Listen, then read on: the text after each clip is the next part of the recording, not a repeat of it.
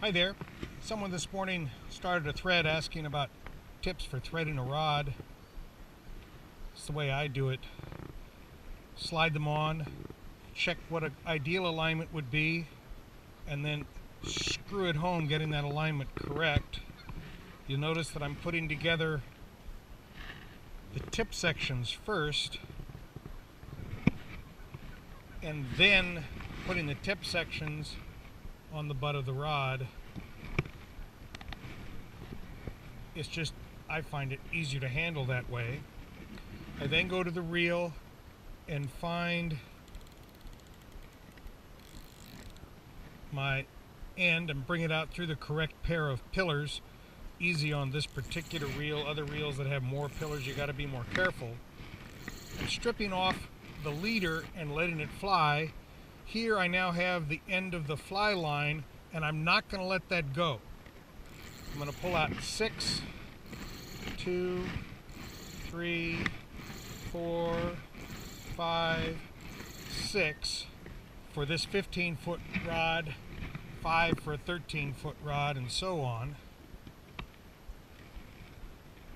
Notice that I'm putting this through sort of without having to pause. Lay the reel on its side like that. Here I'm on grass.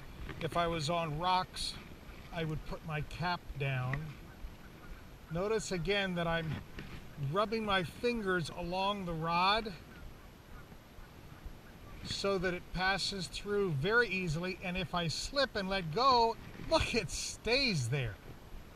That's a trick that Lefty Kreh has in his tips that I saw about 15 years ago. Again, this just has worked well for me, casting often daily or twice a day. Put your finger in between once you get here. If you don't, then it can be hard to pick out the leader, and you want to pull out the leader end first. If you pull them both out at the same time, they will get tangled, or can get tangled more easily. Now that I have the whole leader out, I pull out the rest of this, and the reason I chose that many pulls is that I can now come down without bending my rod, passing the line through my open hand like this, and I'm ready to fish.